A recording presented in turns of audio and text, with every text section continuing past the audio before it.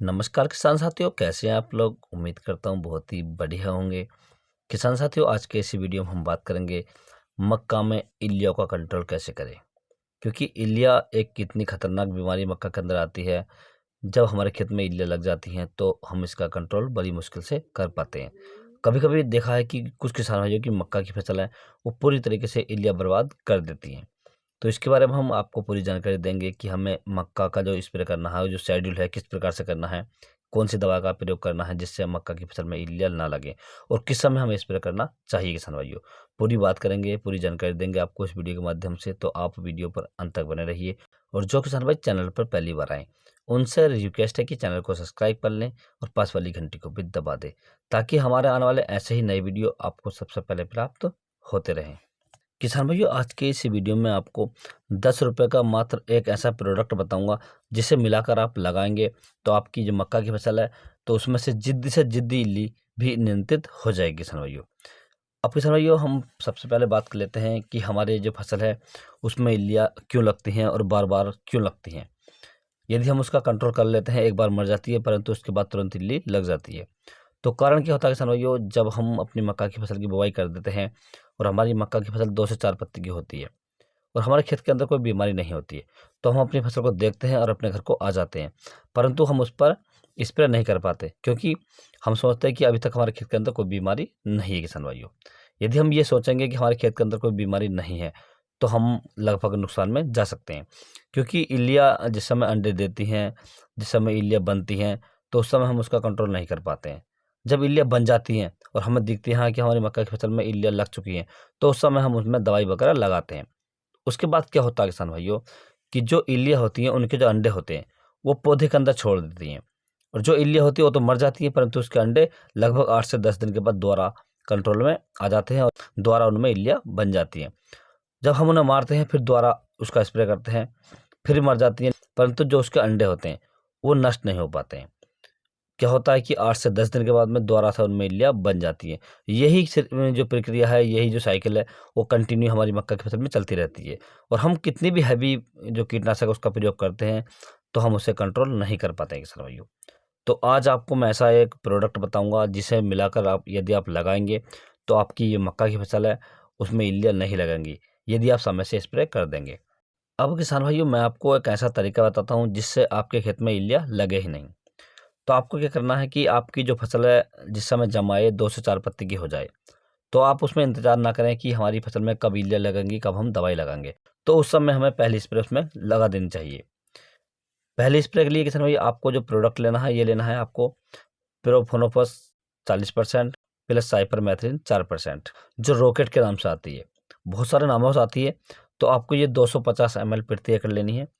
इसके साथ में किसान भाई आपको एक ग्रोथ प्रमोटर लेना है। ग्रोथ प्रमोटर में आप एनपीके 19-19 ले सकते हैं या आप नैनो ले सकते हैं, जो आजकल मार्केट में बहुत ज़्यादा फेमस है, नैनो यूरिया।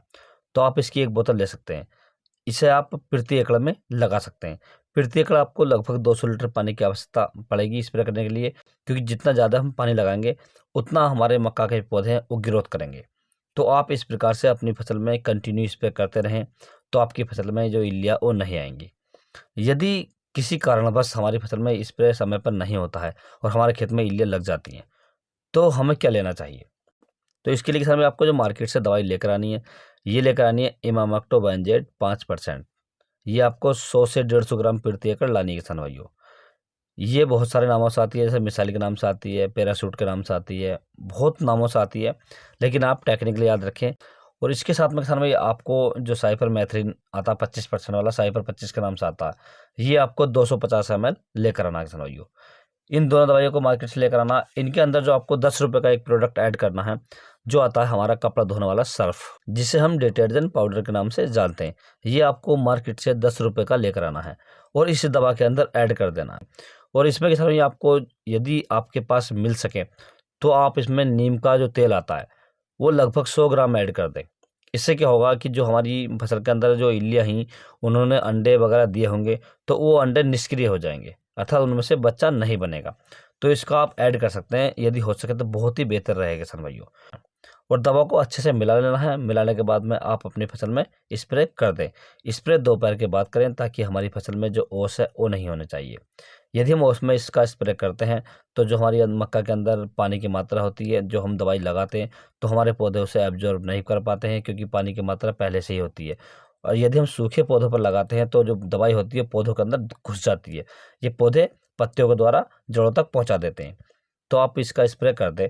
स्प्रे करने के लिए आपको 200 लीटर पानी की आवश्यकता पड़ेगी, और 200 लीटर पानी में आप अपने पौधों को अच्छे से इनकी धुलाई कर दें, जिससे हमारे पौधे पूरी तरीके से तर हो जाएं। तो इस प्रकार से आप यदि स्प्रे करते हैं अपनी मक्का की फसल पर, तो आपकी जो मक्का की फसल है उसके अंदर जो इल्लियाँ लगी हुई हैं वो तुरंत कंट्रोल हो जाएंगी।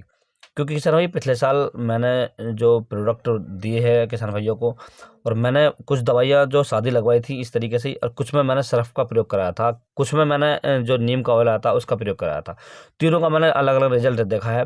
तो जिसमें मैंने सर्फ का प्रयोग किया है उसमें जो इल्ली है तुरंत कंट्रोल हो गई है। लगभग जैसे हमने दवाई लगाई है 24 घंटे के अंदर अंदर जो इल्लियाँ है उनका कंट्रोल हो चुका है।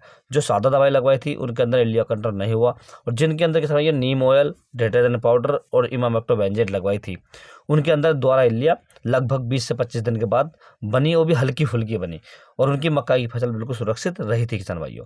तो इस प्रकार से आप अपनी मक्का की फसल में इल्लियों का कंट्रोल कर सकते हैं, दवाइयों का प्रयोग कर सकते हैं और अपनी फसल को सुरक्षित कर सकते हैं किसान भाइयों। यदि किसान भाइयों आपको किसी अन्य फसल के बारे में कोई जानकारी चाहिए तो आप मुझे कमेंट्स कर सकते हैं, व्हाट्सएप पर मैसेज कर सकते हैं। मैंने व्हाट्सएप का नंबर चैनल पेज पर दे रखा है, आप वहां से ले सकते हैं और अपनी फसल का फोटो डाल सकते हैं, और मुझसे किसी भी प्रकार की जानकारी आप प्राप्त कर सकते हैं किसान भाइयों। यदि किसान भाइयों मेरे द्वारा दी गई जानकारी आपको अच्छी लगी हो, वीडियो पसंद आया हो, तो वीडियो को लाइक करें, शेयर करें और चैनल को जरूर सब्सक्राइब करें। Thanks for watching my video.